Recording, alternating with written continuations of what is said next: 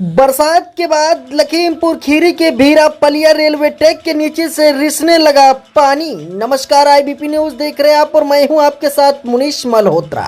पहाड़ों पर बारिश के बाद शारदा नदी का पानी लखीमपुर खीरी के भीरा पलिया के बीच रेलवे ट्रैक से नीचे से रिसने लगा है, जिससे खतरा मंडरा रहा है। शनिवार रात से ही पानी का रिसाव शुरू हो गया है, जिससे नाराज लोगों ने लखीमपुर पलिया हाईवे को जाम कर दिया है। देखिए इस रिपोर्ट को। लखीमपुर में बाढ़ के पानी, रेलवे ट्रैक क्षतिग्रस्त। पटरियों के नीचे से रिस रहा बाढ़ का पानी। मैलानी नानपारा रेलवे ट्रैक पर शारदा के पानी का रिसाव शुरू। रेलवे ट्रैक तक पहुंचा शारदा का पानी। जिले में बाढ़ की आशंका से नाराज ग्रामीणों ने जाम कर दिया हाईवे।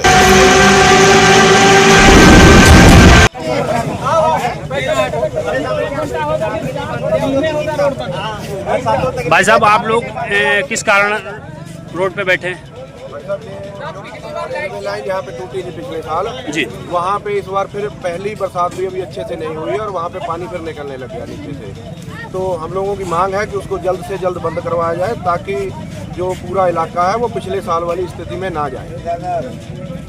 पहाड़ों पर हो रही लगातार बारिश के बाद एक बार फिर बनबसा बैराज से अपनी रिलीज किया जा रहा है, जिससे लखीमपुर खीरी जिले की तहसील पलिया की प्रमुख शारदा नदी का जलस्तर लगातार बढ़ रहा है और अब नदी का पानी बाढ़ के रूप में पलिया की ओर रुख कर दिया है। वहीं बढ़ रहे पानी के वेग से अब एक बार फिर रेलवे लाइन के नीचे से पानी निकलना शुरू हो गया है, जिसके कारण अब लोगों में आक्रोश छा गया है और उन्होंने सड़क जाम कर धरना प्रदर्शन शुरू कर दिया है, जिसके बाद सूचना पर पहुंचे अधिकारियों ने समझा बुझाकर जाम को खुलवा दिया है।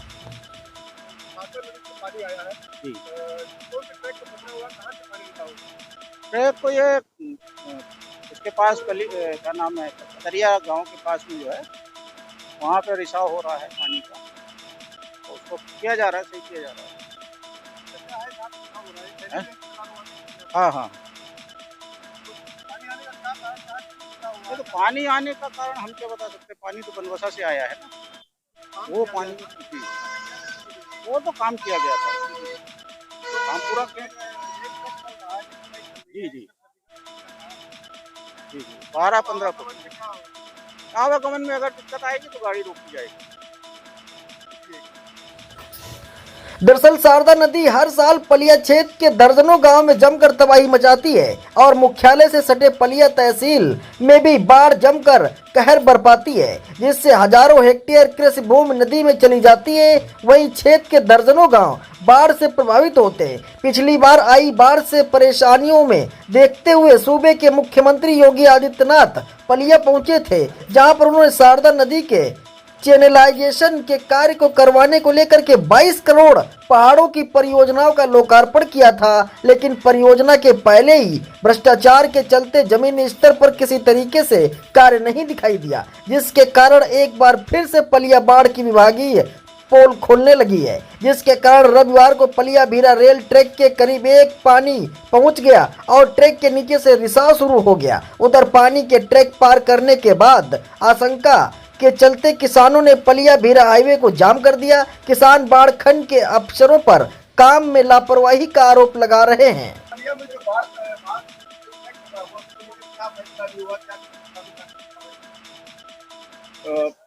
कुछ लोग यहाँ धरना प्रदर्शन कर रहे थे, प्रभावित होने वाले ग्रामवासी, उनसे वार्ता की गई और उनका सहयोग लेके कार्य करने का हुआ है। वो भी सहयोग करेंगे, रेलवे बाकी अपना संसाधन बढ़ा के कार्य कर रहा है, तो वो लोग बोरियां वगैरह जिसके पास जो भी संसाधन है, मिट्टी वगैरह डालने में उनको सहयोग करेंगे और प्रयास किया जाएगा कि ट्रैक कटे नहीं। तब तक रेलवे को जो वरिष्ठ अधिकारी उनसे भी वार्ता हुई। ऐसा है, ट्रैक जब ये बना है तो उसके नीचे फोल्डर है, ट्रैक कटने का भी नहीं है, फोल्डर है, उससे रिसाव करते। जो मिट्टी पड़ी हुई है, मिट्टी ना होकर बालू है, बालू यही से उठ के डाली हुई है, तो वो पोरस है। अच्छा, पिछली बार जब कटा था तो ये लगभग 13 मीटर कट गया था, उन्होंने डाला है, नीचे से फिर बालू है, तो जब प्रेशर पानी का पड़ रहा है तो वो नीचे से साइफन करके ऊपर निकल ये। तो हम लोग प्रयास कर रहे हैं, उम्मीद है कि अच्छा पानी का भी स्थिति है कि रिसीव कर रहा है। नहीं, वो कासन पे चल रही है। आज सुबह भी जो ट्रेनों का संचालन किया गया है कासन पे किया गया है, कासन दे के है। और जो उनके जो सेक्शनल इंजीनियर है वो बैठे हैं, उनकी टीम है, लगातार प्रयास कर रही है।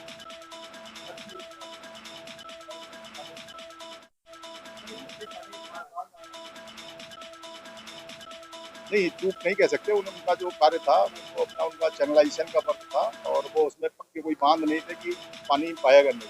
शारदा इस तरीके से हो गई कि इसका अपना कोई नेचुरल तटबंध नहीं है।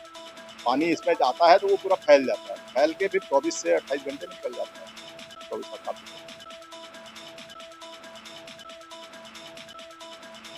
नहीं, वो कार्य तो हुआ है, लेकिन उसमें ऐसा नहीं था कि वो पूरा कोई पक्का बांध बना के पानी को एकदम रोक देना चाहता है। वो आगे है प्रपोजल उसका, वो चैनलाइजेशन का था, नदी को सीधा करके ट्रेस कर दिया गया। लेकिन अगर पानी जरूरत से ज़्यादा आएगा तो फैलेगा वो। तो ये फैला हुआ पानी है जो नदी का जैसे बहाव 56,000 डिस्चार्ज है, तो सुबह तक ये रिसीव कर जाएगा पानी। नहीं, कल 1,15,000 छोड़ा गया, उसके पहले भी 1 लाख छोड़ा गया। तो ये पानी तो बनबसा से यहाँ आने में 12 घंटे का।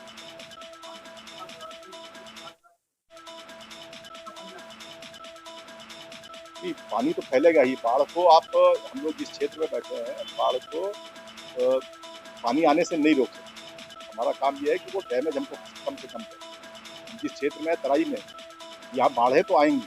3 नदियाँ हैं, मोहाना है, वेली है और शारदा है, और ये सदा से आता रहा है। उसकी वजह से उन्हीं नदियों की देन है ये तराई की मिट्टी।